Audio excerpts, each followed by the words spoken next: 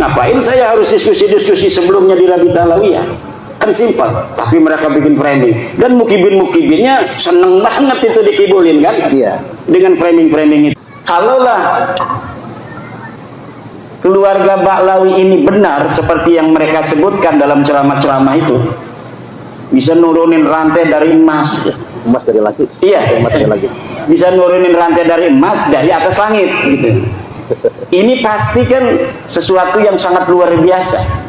Tentunya kalau misalnya terjadi, tidak hanya dilihat oleh anak cucunya yang menulis itu dong. Karena kan dari langit di atas banyak yang lihat. Harusnya banyak yang lihat juga dong ulama-ulama di Tarim itu.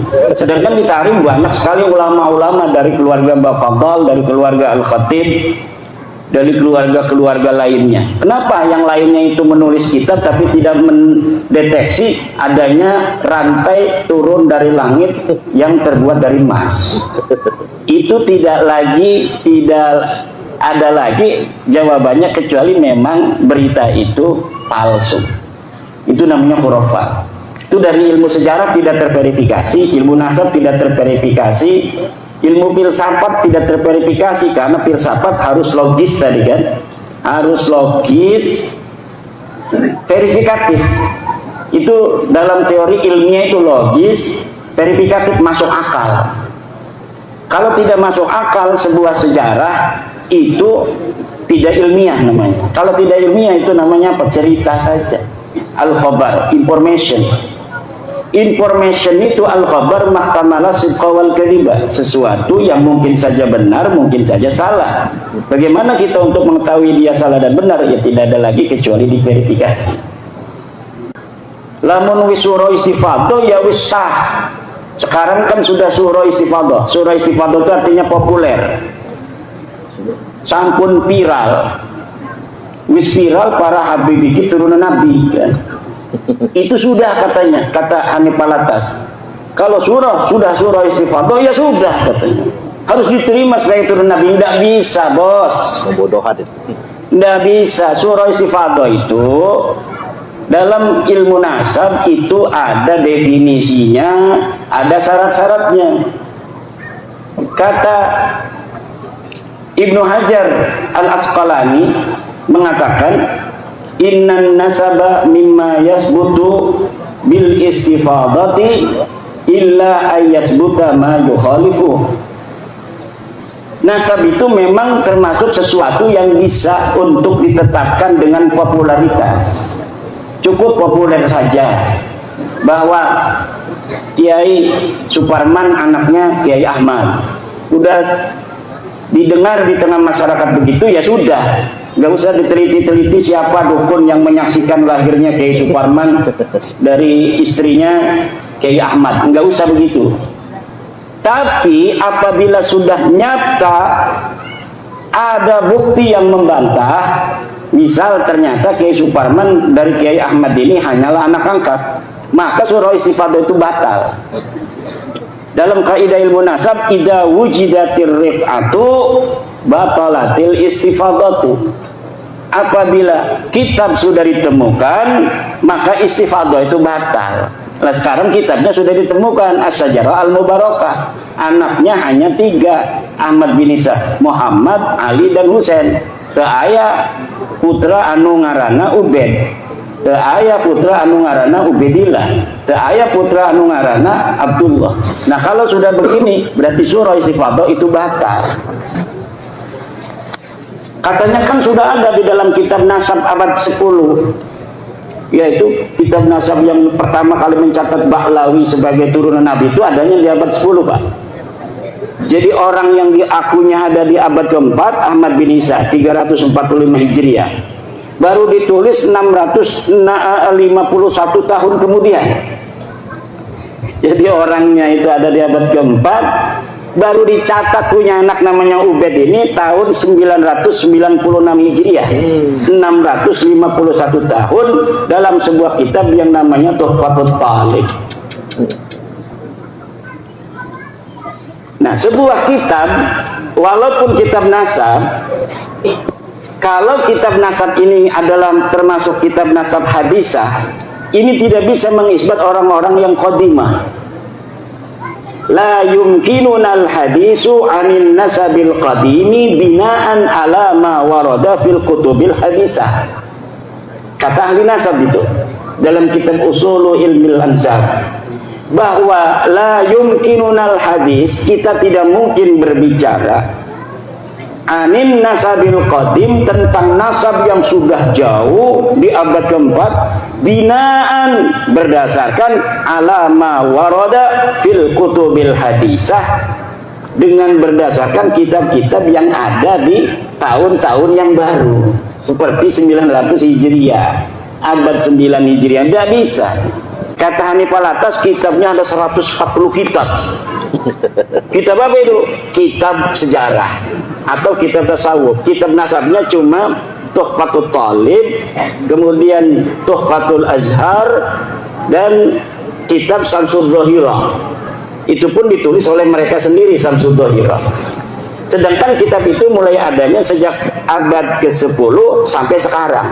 Abad 9 sampai abad di mana Ahmad bin Isa itu ada, tidak ada yang menyebutkan Ahmad bin Isa punya anak namanya Ubay. Maka ini secara ilmu nasab batilun maudu'un mardudun munqati'un. Secara ilmu DNA orang seluruh Indonesia, seluruh dunia ini Pak, sejak 2010 sudah diambil sampelnya oleh sebuah badan dari dunia yang ingin mengetahui ikatan hubungan antara satu suku dengan suku lainnya. Orang Arab sudah ditentukan haplogrupnya J1, orang Indonesia asli O. Nah, sedangkan Balawi ini ngaku keturunan Nabi, ketika dites DNA ternyata DNA-nya bukan J1 tapi G. G ini orang mana? Orang Turki, orang Georgia, Kaukasus dan sekitarnya. Itulah orang-orang dengan haplogrup G. Kok adanya di Yaman? Mereka hijrah abad ke-6 Hijriah. Jadi tahun 500-an baru hijrah. Kok ngakunya dia punya buku mengatakan hijrah kakeknya itu abad ke-4 Hijriah. Ini sama sekali bohong. Dia mengatakan bahwa Ahmad bin Isa hijrah dari Basrah ke Hadramaut. Tidak ada. Ahmad bin Isa itu orang Madinah dan dia tetap ada di Madinah. Dia tidak pernah hijrah ke Basrah. Yang hijrah ke Basrah itu Ahmad bin Isa bin Zaid. Makamnya ada di Basrah sekarang, di Najaf. Ahmad bin Isa bin Zaid. Kalau Ahmad bin Isa bin Muhammad An-Naqib bin Ali Al-Uraidi bin Ja'far As-Sadiq, dia orang Madinah dan ada di Madinah. Di mana makamnya? Kalau misalnya Kiai Imad tidak mengatakan makamnya ada di Basrah atau makamnya ada di Hadramaut, di mana makamnya? Enggak penting mengetahui makam. Karena miliaran manusia dari zaman Nabi Adam, hanya beberapa yang sampai sekarang ini masih ada makamnya. Kakek kita aja coba urut kakek kita 5, apakah seluruh kakek kita 5 itu makamnya masih terdeteksi ataukah tidak? Mungkin hanya sedikit orang yang bisa mendeteksi 5 leluhurnya makamnya masih utuh. Kecuali mungkin dia orang besar, kecuali mungkin dia ulama besar, makamnya dijarahin orang. Tapi apa iya 5-5-nya itu akan jadi orang besar semua? Biasanya ada aja yang nakal. Atau jadi orang biasa-biasa saja dan makamnya kemudian dilupakan. Jadi tidak penting ketika kita sudah mengetahui bahwa Ahmad bin Isa itu tidak hijrah ke Hadramaut, lalu katanya kalau makamnya itu bukan di Hadramaut, makamnya ada di mana? Sekarang ini kan makamnya dijarahin orang tuh. Dijarahin katanya makam Ahmad bin Isa. Bagaimana orang yang tidak hijrah ke Hadramaut makamnya jadi Hadramaut lalu dijarah-jarahin? Nah, ini sebagai bukti arkeologis. Ini buktinya bahwa Ahmad bin Isa itu ada. Apa buktinya? Makamnya ada. Lah kita bisa bikin makam sekarang Pak. Contohnya sekarang banyak makam palsu, betul nggak? Betul. Orangnya masa lalunya tidak ada, makamnya sekarang dibikin. Makamnya dibikin bagus lagi, dikasih kubah. Di Pemalang kemarin ketahuan tuh bin Yahya dibongkar sama masyarakat Pemalang gara-gara bab nasab ini. Dulunya mereka ikut berziarah sampai nangis-nangis ziarahnya. Allah, ya Allah. Sekarang dia yang bongkar sendiri. Tapi kita ingin mengatakan bahwa kalau kita umat Islam ini cinta pada Rasul dan wajib menjaga keturunan Rasulullah. Nasab-nasabnya yang orang mengaku turun Rasulullah itu harus asli. Kenapa ada kaitan antara pengakuan orang yang mengaku keturunan Nabi dengan masalah-masalah teologi? Kan kita ahli sunnah wal jamaah. Dalam ahli sunnah wal jamaah kita wajib mencintai ahlu bait. Ahlu bait itu tadi, la as'alukum alaihi ajra illal mawaddata fil qurbah. Siapa itu? Kata Ibnu Abbas, Rasulullah pernah mengatakan yang dimaksud al-qurbah itu pertama adalah Aliun wa Fatimatu wa waladahuma, Ali, Fatimah dan dua anaknya. Selain ahli bait yang 5 ini termasuk baginda Nabi, keturunannya pun dalam tradisi, bukan dalam ajaran, dalam tradisi ahli sunnah wal jamaah ini mendapatkan tempat. Kenapa saya bilang itu dalam tradisi bukan dalam ajaran? Karena tidak ada satu dalil pun yang kuat yang menyatakan kewajiban kita untuk mencintai keturunan Nabi itu tidak ada. Kalau mencintai ahli bait ini yang tadi itu Fatimah, Ali, siapa, Hasan, Husain, itu ada dalilnya tadi. Pertanyaan dari Ibnu Abbas, wa man qarabatukal ladina wajabat alaina mahabbatuhum. Siapa kerabatmu ya Rasulullah yang wajib kami cintai? Kan wajib tuh. Itu dilalatan sorihatan, wajib mencintai mereka. Siapa? Dijawab oleh Nabi, Aliun wa Fatimatu wa waladahuma, Ali, Fatimah dan dua anaknya. Kalau keturunannya tidak ada dalil yang sharih yang menyatakan bahwa kita wajib sebagai umat Islam untuk mencintai turun Nabi, tidak ada. Tapi walaupun tidak ada, di dalam tradisi kita memiliki perhatian khusus, kecenderungan khusus untuk mencintai keturunan Nabi. Akhirnya kecenderungan mencintai keturunan Nabi ini dimanfaatkan oleh orang-orang yang mengaku keturunan Nabi. Maka bapak-bapak, ibu-ibu, sampai sekarang ini seluruh dalil-dalil saya yang saya sampaikan tentang keterputusan nasab mereka itu belum bisa dijawab, baik di dalam bahasa Arab maupun dalam bahasa Indonesia. Dalam bahasa Arab saya sudah mengarang Al-Mawahib Al-Laduniyah fi Qita'i Nasabi Ba'alawi ibn Ubaidillah. Kemudian saya juga mengarang kitab I'anatul Akhyar fi Jawab Syekh Abdullah Mukhtar. Ini adalah seorang kiai, Syekh Abdullah Mukhtar, yang menjawab tesis saya dengan bahasa Arab. Kemudian saya tulis jawaban-jawabannya dalam kitab I'anatul Akhyar fi Jawab Syekh Abdullah Mukhtar. Kemudian saya juga mengarang kitab Al-Ma'arif Ar-Rabbaniyah fi Hifdhin Nutfati An-Nabawiyah. Ini adalah jawaban untuk Kiai Qurtubi dari Lebak. Dia bikin kitab namanya kitab Ihya'ul Mauta, menghidupkan orang-orang mati. Itu Fakih Muqaddamah gitu. Kemudian di dalamnya ada dalil-dalil dia. Saya jawab semua dalilnya dalam kitab Al-Ma'arif Ar-Rabbaniyah fi Hifdhin Nutfah An-Nabawiyah.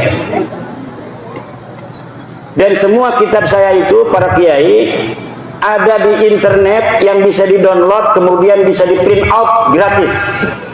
Siapa saja yang masih memiliki keraguan terhadap apakah Balawi ini cucu Nabi atau bukan, itu bisa melihat dalil-dalil saya. Dan apabila ada yang mau membantah, dipersilahkan untuk membuat kajian yang sama dan kemudian dituangkan di dalam sebuah kitab atau sebuah buku, baik yang berbahasa Indonesia, yang berbahasa Arab. Itu kebanyakan saya langsung menanggapinya dengan tulisan. Yang membuat tulisan saya balas dengan tulisan. Ada dari Tarim, seorang Habib dari Tarim sudah mengirim sejak awal. Dia bikin kitab, kemudian saya jawab kitabnya. Ada dari Saudi Arabia, bikin kitab bantahan, sudah saya bantah. Kemudian dia tidak bantah lagi. Ada lagi dari Malaysia, bikin kitab, kemudian saya bantah, tidak bantah lagi dia. Namanya Al-Mahdali. Yang berbahasa Indonesia, Rumel Abbas. Kalau dia ini agak logis. Karena apa? Karena dia berusaha untuk mencari kitab-kitab abad ke-5 ke-6. Dia katanya mendapatkan, setelah saya teliti, ini kitab tulisannya aja abad ke-6, tetapi ternyata ditulisnya tahun 1960 Masehi. Baru 50 tahun. Jadi kitabnya saya sebut kitab palsu. Dari mana saya tahu palsunya itu? Ya, ada metodologinya kita untuk mengetahui sebuah manuskrip itu asli atau tidak. Kemudian apakah manuskrip itu betul-betul sesuai dengan yang diatribusikan namanya. Diatribusikan katanya ini adalah Abul Qasim An-Nafat, diatribusikan Sa'aduddin Al-Ghifari, diatribusikan Abil Hasan Al-Allal. Ternyata semuanya palsu. Dan saya sudah membuat, coba cari di internet manuskrip palsu Ba'lawi versi Rumel Abbas. Itu bisa di-download, bisa di-print out, bisa dipikirkan oleh bapak-bapak sendiri. Benar nggak itu Rumel yang mengatakan dia menemukan manuskrip, kemudian saya katakan palsu, dan saya sebutkan bagaimana dalil-dalil sehingga saya bisa mengatakan manuskripnya palsu. Kitabnya baru dibikin 1960-an. Itu ada, tinggal di-download. Di-download itu Pak diambil, kemudian bisa di print out oleh anaknya. Minta anak tuh katanya, saya pengen lihat itu. Bener nggak Rumel Abbas itu manuskripnya palsu?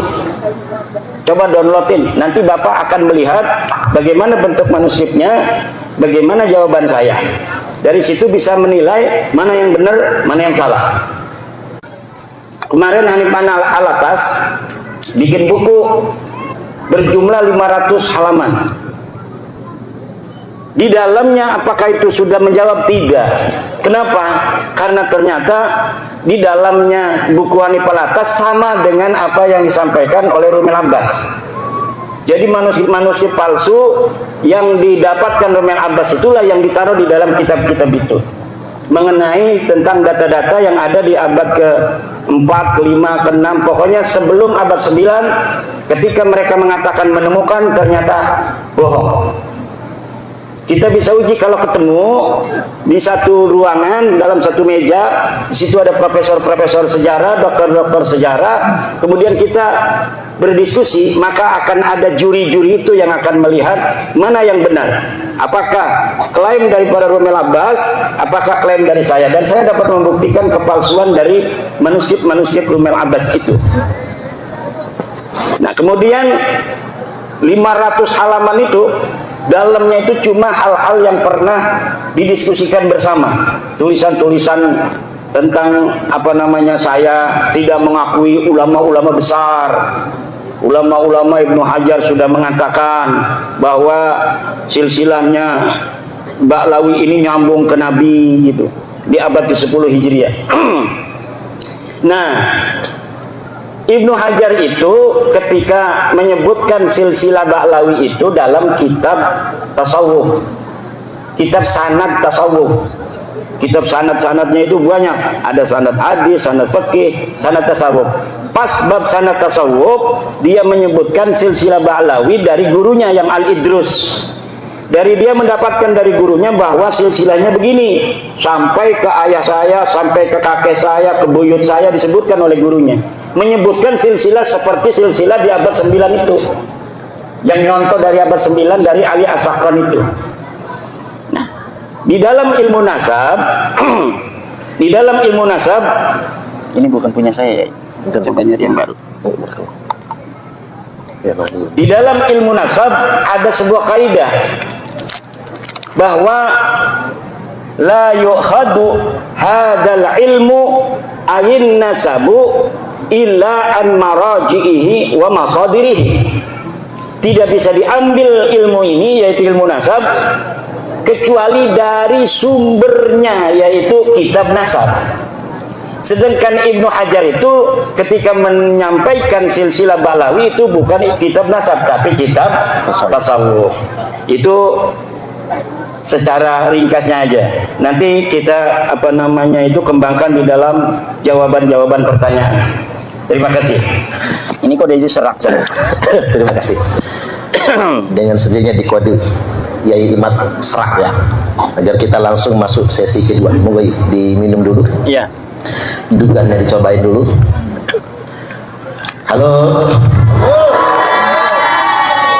Buat santri walaupun ngantuk tahanin ya. Enggak, ini santri Rahmatul Ummah dan juga ada santri Fatihul Buldan ya.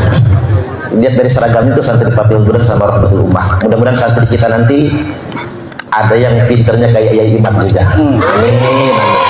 Yang penting istiqomah belajarnya. Baik, sekarang kita masuk sesi kedua. Dari paparan singkat tadi, kalau kata Kiai Nur Ihya itu ceto welo-welo ya. Kalau bahasa kampung saya ceteniah. Ceto welo-welo, ceteniah. Benar-benar nyata Habib Ba'alwi bukan keturunan Nabi. Bahkan tadi ngutip kitab Tuhfatul Thalib yang menyebutkan terakhir itu terbaru tahun 997 96 Hijriah. Berarti kalau dihitung dari tahun wafatnya Sayyid Ahmad bin Sayyid Isa, berarti ada 651 tahun. Iya. Jeda pengakuan tersebut. Maka bisa dipastikan Ba'alwi bukan keturunan Nabi. Tepuk tangan dulu. Nasab Ba'lawi ini tidak tersambung, dan saya sering ditanya apakah bertanggung jawab nanti di akhirat. Saya katakan berulang-ulang, saya bertanggung jawab di akhirat bahwa Ba'lawi ini bukan turun Nabi secara ilmiah. Kalau misalnya kita mengikuti sesuatu yang tanpa ilmu, itu yang harus bertanggung jawab itu nanti di hadapan Allah. Wala taqfu ma laysa laka bi ilmun. Jangan kau ikuti sesuatu yang tidak ada dalilnya. Nah, ini dalilnya banyak sekali. Itu kitab saya itu sampai berapa itu yang menerangkan tentang Ba'lawi putus. Ada kiai yang gak mau baca kitab saya katanya. Kalau baca berarti udah tahu. Nanti kalau udah tahu katanya kita harus mengakui bahwa Ba'lawi bukan cucu Nabi gitu. Ada yang begitu. Makanya dia nggak mau baca katanya kitab saya itu. Kalau yang tidak bisa baca kitab bahasa Arab, baca bahasa Indonesianya. Banyak bahasa Indonesianya. Saya mengarang pertama menangkal kesahihan nasab Habib di Indonesia. Kemudian terputusnya nasab Habib di Indonesia kepada Nabi besar Muhammad SAW. Kemudian saya juga menulis tentang buku membongkar skandal ilmiah nasab dan sejarah Ba'lawi. Saya juga menulis buku kronik perjalanan ilmiah Imaduddin Utsman. Terakhir nanti saya akan mencetak